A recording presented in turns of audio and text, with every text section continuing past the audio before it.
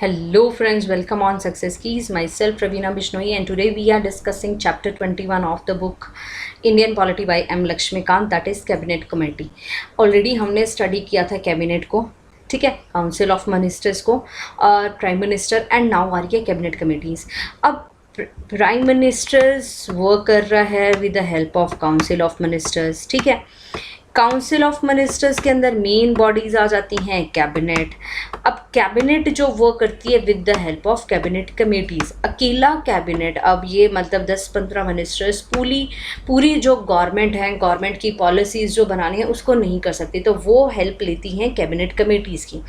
अब ये कमेटीज़ कैसे कार्य करती हैं, तो ये होती क्या हैं, ये एक्स्ट्रा कॉन्स्टिट्यूशनल बॉडीज़ होती हैं जो इमरजेंस में बनाई जाती हैं. अदर वर्ड्स में हम बोल सकते हैं कि ये कॉन्स्टिट्यूशन में इनके बारे में कुछ भी नहीं लिखा हुआ. ये सिर्फ जो रूल्स ऑफ बिजनेस जो होते हैं पार्लियामेंट के, उसके बयां पे ही इसको बनाया गया कि ठीक है, अब एक बंदा नहीं कार्य कर सकता, उसके लिए कमेटीज़ बनाए जाए, कुछ लोग हों जो आपस में मिलकर उनको एक कार्य सौंप दिया जाए कि आप ये कार्य करिए, इसके लिए देखिए कि ये पॉलिसीज़ कैसे फिटेड होगी, कैसे इसको लाना चाहिए, कौन से अमेंडमेंट्स हम कर सकते हैं, कैसे कैसे इसको हम अच्छी तरह से अप्लाई कर सकते हैं. तो वो लोग उसके लिए कार्य करते हैं और उसमें कुछ एक्सपर्ट्स मेंबर्स भी होते हैं. दो टाइप्स की होती हैं, ये एडहोक होती हैं और स्टैंडिंग होती हैं. एक जो कुछ समय के लिए बनाए जाते हैं, एक जो परमानेंटली बनी रहती हैं. जो स्टार्टिंग वाली होती हैं ये परमानेंट, और दूसरी जो होती है एडहोक इज़ द टेम्परेरी. एडहोक कमेटीज़ होती हैं वो उस टाइम पे होती है जैसे टाइम टू टाइम किसी सिचुएशन को डील करने के लिए, किसी प्रॉब्लम को, अभी जैसे मैं बात अभी बोल दूँ कि ऐसे अभी हो सकता है कि एडहोक कमेटीज़ कुछ बनाई गई हों कोरोना वायरस के लिए, तो वो उस प्रॉब्लम्स को हल होने के बाद में वो क्या होती है, ख़त्म हो जाती हैं. ये सेटअप की जाती हैं by the prime ministers according to the time to time की रिक्वायरमेंट को देखते हुए प्राइम मिनिस्टर्स इनको बनाता है कि कितनी स्टैंडिंग होगी और कितनी एडहोक होगी. हेंस इनका जो नंबर, नॉमेनक्लेचर, कॉम्पोजिशंस, ये भी टाइम टू टाइम चेंज होता रहता है कि कितनी होंगी, 10 होंगी, 15 होंगी, 50 होंगी, कितनी होंगी, कितने उसमें मेंबर्स होंगे, ये भी सब कुछ डिसाइड किया जाता है प्राइम मिनिस्टर के द्वारा. इनके अंदर जो मेंबरशिप होती है वो वेरी करती है. 3 से 8 लोग एक कमेटी के अंदर आ सकते हैं. इनमें इंक्लूड होते हैं ओनली एंड ओनली कैबिनेट के मिनिस्टर्स, ठीक है. कैबिनेट के मिनिस्टर्स इंक्लूडेड होते हैं. हाउएवर नॉन कैबिनेट मिनिस्टर्स को are not debarred from there. यहाँ पे नॉन कैबिनेट मिनिस्टर्स को ऐसा नहीं कि ये नहीं आ सकते, ये भी जो है are not debarred from the membership. उनको ऐसा नहीं कि डिबार्ड किया जाता है, बट वो आ सकते हैं, पर मोस्टली इनके अंदर कैबिनेट के मिनिस्टर्स होते हैं, ठीक है. They are not only include the ministers. ये नहीं कि सिर्फ इसमें मिनिस्टर इन चार्ज हो. They are not only the ministers in charge of the subject covered by them, but also include the senior ministers. कई बार सीनियर मिनिस्टर्स भी इसके अंदर होते हैं, ना कि वही मिनिस्टर जिसको उनका उस सब्जेक्ट का इंचार्ज हो. इसमें सभी कमेटीज़ को हेड किया जाता है प्राइम मिनिस्टर्स के द्वारा. कुछ समटाइम्स ये जो कैबिनेट मिनिस्टर्स होते हैं, पर्टिकुलरली होम मिनिस्टर्स और फाइनेंस मिनिस्टर्स भी कई बार किसी कमेटीज़ के चेयरमैन हो सकते हैं. But in case prime minister ये मेंबर होगा जिन कमेटीज़ का, ही इनवेरिएबली प्रिसाइड, वो उनको प्रिसाइड करता है. They not only sort out issues and formulate the proposal for consideration of the cabinet, but also take the decisions. इनके पास, कमेटीज़ के पास ये भी यहाँ पे पावर होती है कि ये नहीं कि सिर्फ ये प्रपोजल्स और ये इश्यूज़ को सॉर्ट आउट करते हैं, ये इसके लिए डिसीजंस भी लेते हैं कि ये डिसीजंस फाइनल, और फिर कैबिनेट इनके रिव्यू करती हैं इनके डिसीजंस को. ये इनका जो है, they are an organisational device to reduce the enormous workload of the cabinet. ये सिर्फ ऑर्गेनाइजेशनल डिवाइस है, मतलब इनको ऑर्गेनाइज किया गया सिर्फ किसके लिए कि जो वर्कलोड है कैबिनेट का वो थोड़ा कम कर दिया जाए. They also facilitate in depth examination of policy. अब ये जो लोग होते हैं वो किसी पॉलिसीज़ को पूरा इन डेप्थ स्टडी करते हैं और उस इशू को ढंग से देखते हैं और फिर उसको इफेक्टिवली कोऑर्डिनेट करते हैं. ये based on the principle of the division of labour, मतलब कि एक बंदे पे इतना भार ना हो कि वो बंदा अपना ही जो काम है वो अच्छे ढंग से ना कर पाए, बजाय कि ये अपना लोड जो है नीचे कुछ मेंबर्स को सौंप दे और फिर वो इसको ये डिसीजन बताएं और फिर इसका काम सिर्फ यही हो कि डिसीजन लेना कि क्या ये सही है क्या नहीं है, ठीक है. अब कितनी कमेटीज़ बन चुकी हैं? 1994 के अंदर 13 कैबिनेट कमेटीज़ थी. Cabinet committee on political affairs, natural calamities, foreign investment, minority welfare, economic affairs, expenditure, infrastructures, इन मामलों को लेके कैबिनेट ने अलग अलग कैबिनेट कमेटी 2013 के अंदर से 10 रह गई, 10 ही कैबिनेट कमेटीज़ रह गई। Economic affairs committees on prices, political affairs, security, WTO के मैटर्स को सुलझाने के लिए। और उसी टाइम पे हम देखते हैं कि 2013 के अंदर हमारा आधार कार्ड बना था, उसके लिए कमेटी बनाई गई। WTO के अंदर काफ़ी ज़्यादा मैटर्स चल रहे थे कि अप्रूव नहीं हो रहे थे, या फिर और हमारी कुछ जो चीज़ें हैं उनको यहाँ पे बैन लगा दिया था कुछ कंट्रीज़ में, तो उनके लिए WTO की कमेटी बनी। जैसे अभी भी कई जगह पे, जैसे बीच में जो मैंगोज़ हैं हमारे, जो महाराष्ट्र में मैंगोज़ होते हैं, उनका बैन लगा दिया गया था कि उनको नहीं यहाँ पे एक्सपोर्ट कर सकते क्योंकि उनके अंदर कुछ वायरस है, कुछ कीड़ा है, या जो उनके हेल्थ के लिए। तो ये WTO तो वैसे मैटर्स करता ही रहता है हमेशा। तो इस चक्कर में WTO के लिए ये जो कमेटी बनाई गई, कमेटीज़ ऑन द अकोमोडेशंस के लिए कमेटी बनाई गई 2016 के अंदर।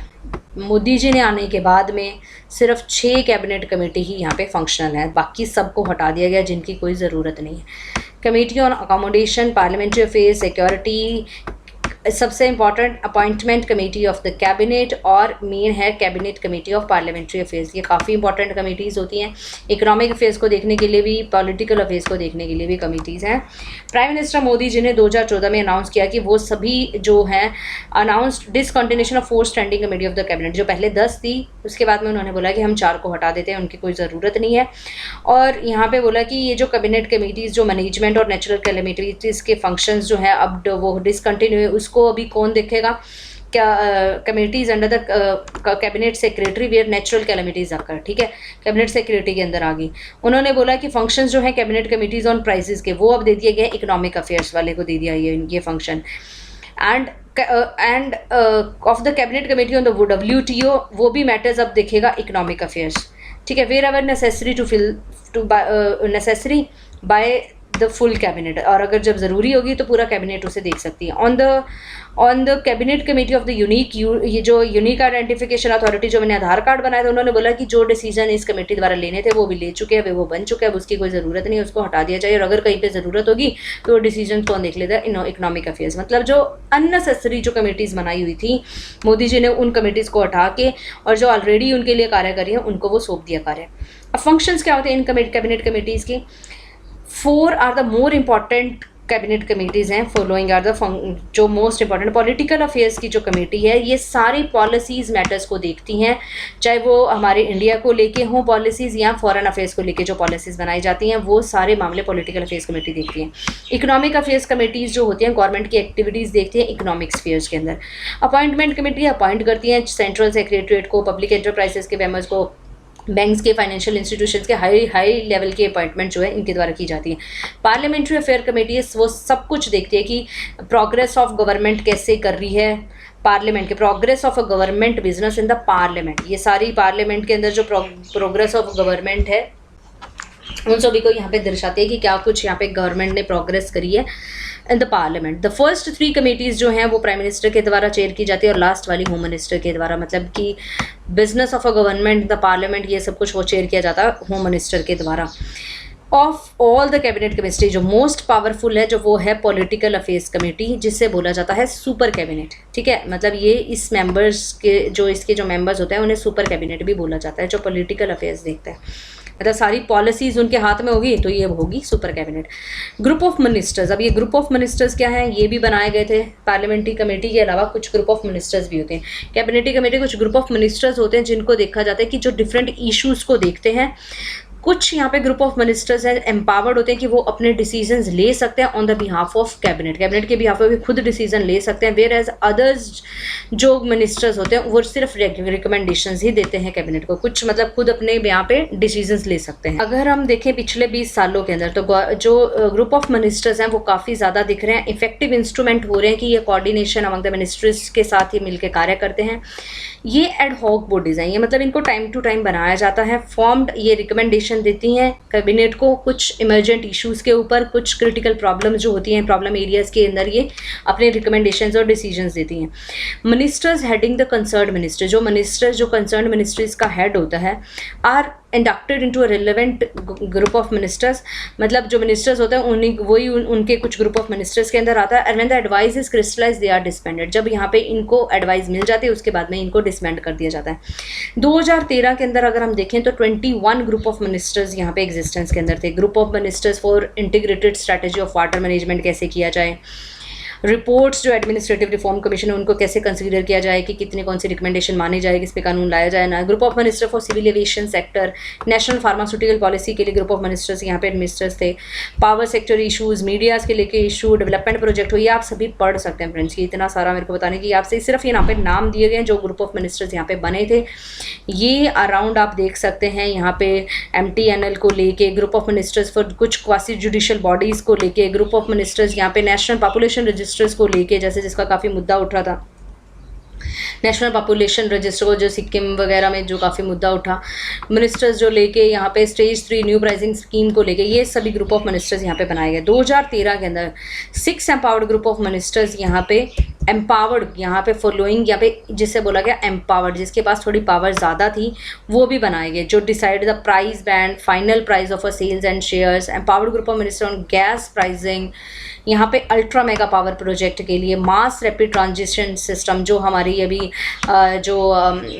यहाँ पे जो बसेस जो चलती हैं रैपिड ट्रांसपोर्ट के लिए, तो उसके लिए, और सिटी बसेस अराउंड जो एक ट्रैक पे चलती हैं और वेरी फास्ट होती हैं, उनको इतना ज़्यादा जो है यहाँ पे उससे जो है कम्युनिकेट ज़्यादा, उनको ज़्यादा रोक थोक नहीं होती, डायरेक्टली वो चलती है। मास रैपिड ट्रांजिशन सिस्टम हर एक मेजर सिटीज़ के अंदर ये हैं।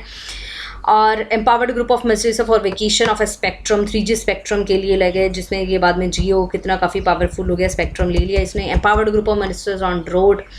तो सेकेंड एडमिनिस्ट्रेटिव रिफॉर्म कमीशन ने मेड किया कि कुछ फॉलोइंग ऑब्जर्वेशन रिफॉर्म की और रिकमेंडेशन दी विद रिस्पेक्ट ऑफ वर्किंग। अभी उन्होंने रिकमेंडेशन दी working of group of ministers में। कमीशन ने ऑब्जर्व किया कि constitution a large number of group of minister remaining group of minister not being able to meet regularly and complete their moves and दस relating to the significant. अब यहाँ पे इन्होंने बोल दिया कि यहाँ पे बहुत सारे मिनिस्टर्स हैं जो अलग अलग ग्रुप ऑफ मिनिस्टर्स के यहाँ पे मेंबर बने हुए हैं। अब ये एक तो ये रेगुलरली मीट नहीं कर पाते, इसकी वजह से काफ़ी ज़्यादा डिले होता रहता है, डिसीजंस को बहुत जल्दी नहीं लिया जाता। कमीशन ने ये भी सोचा कि कुछ मोर सेलेक्टिव यूज़ ऑफ, मतलब ऐसा नहीं है कि हर कोई काम के लिए यहाँ पे ग्रुप ऑफ मिनिस्टर नहीं, कुछ सेलेक्टिव यूज़ के लिए ग्रुप ऑफ मिनिस्टर्स को बनाना चाहिए और वो सारे ग्रुप ऑफ मिनिस्टर आपस में इफेक्टिवली कोऑर्डिनेट करने ज़रूरी हैं, ठीक है।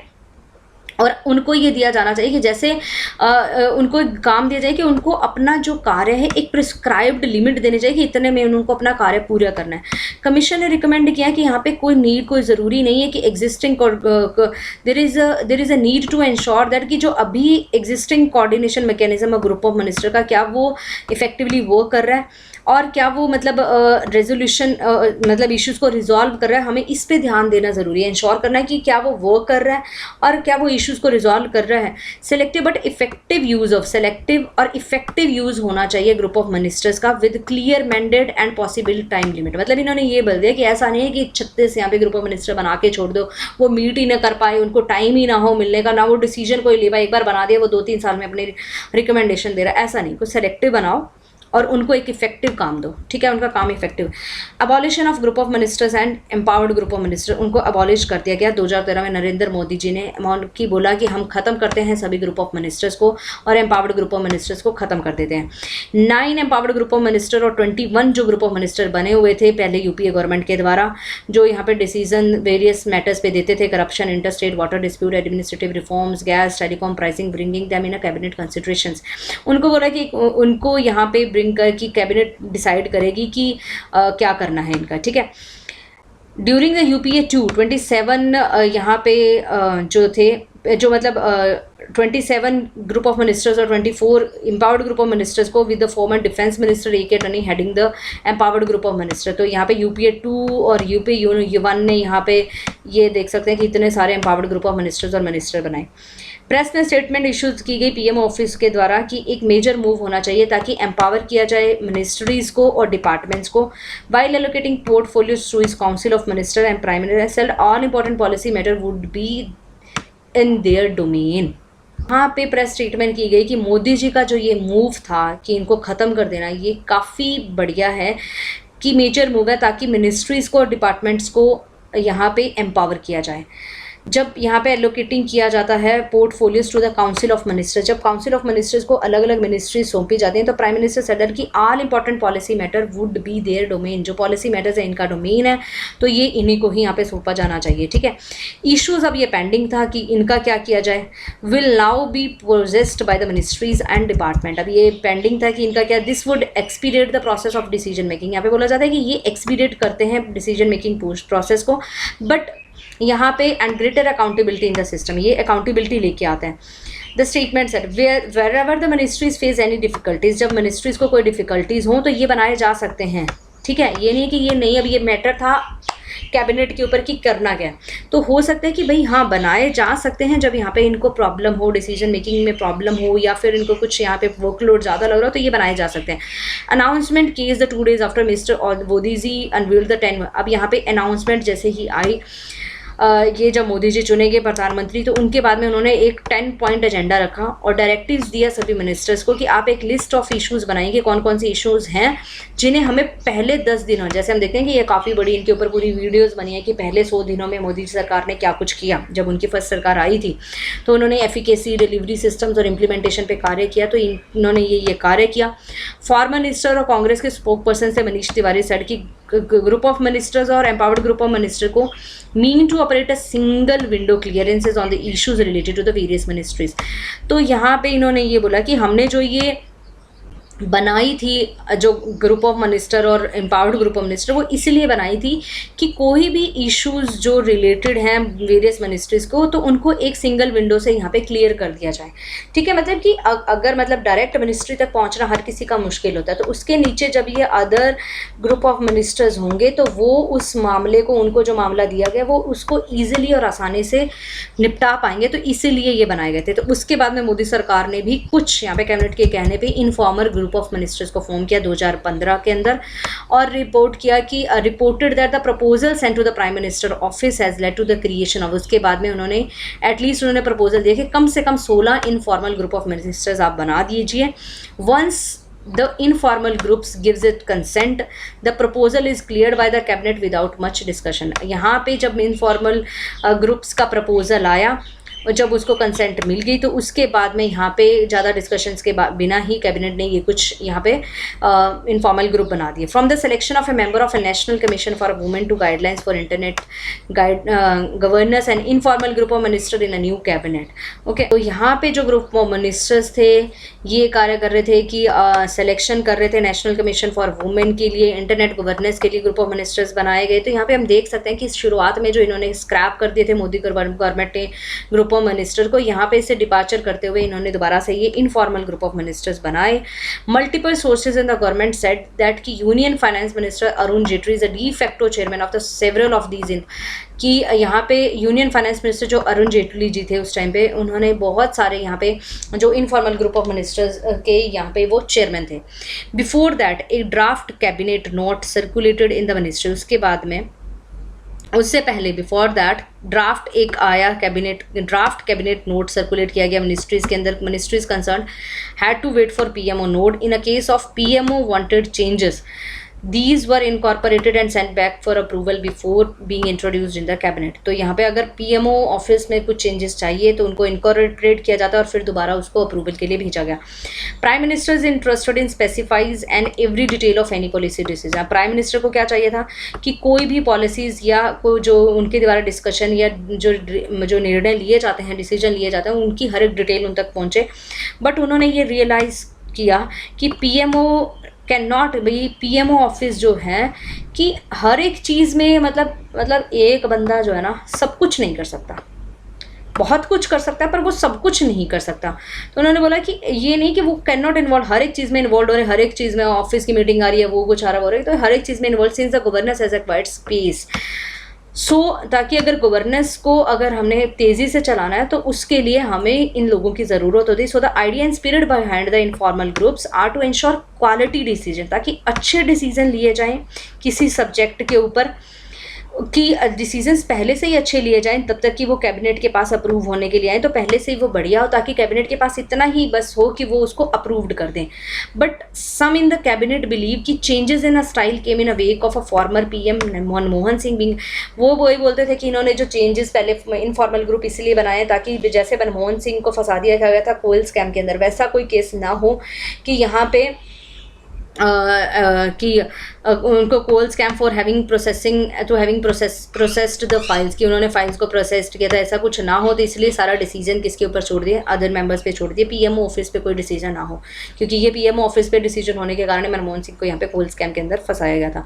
Informal groups were constituted for among their other informal groups were constituted for among the other. Informal groups किसके लिए बने, amendment to the juvenile justice, guidelines for the internet governance जो अभी बताया, amendment to the child labour, bureau of Indian standards and amendment भी. तो इनके लिए ये इनफॉर्मल ग्रुप्स ऑफ मेंबर्स जो है, इनफॉर्मल ग्रुप्स जो बनाया गया. ठीक है, हम देख सकते हैं. अभी आप मुझे बता सकते हैं, आपको कमेंट सेक्शन में फ्रेंड्स इतना काम करना होगा कि अभी जो informal groups in PM Modi की गवर्नमेंट में कौन कौन से हैं. ठीक है, तो यहाँ पे आप मुझे देंगे कुछ ये हैं, कुछ इसके अलावा क्या कोई और बने हैं, क्या यही हैं, ये आप मुझे बताएंगे. This is the work for you. So stay tuned with me for the next lesson, that is parliament. ये कुछ दिनों के बाद आएगा क्योंकि आज मैंने काफ़ी सारे लेसन आपके लिए दे दिए हैं. आप इन्हें पढ़िए और साथ ही साथ मैंने आपको होमवर्क भी दे दिया है, तो वो भी आप करिए. तो मिलते हैं 2-3 दिनों के बाद. Thank you, have a nice day. Jai Hind, Jai Bharat, and stay at home, be healthy. Bye bye, take care.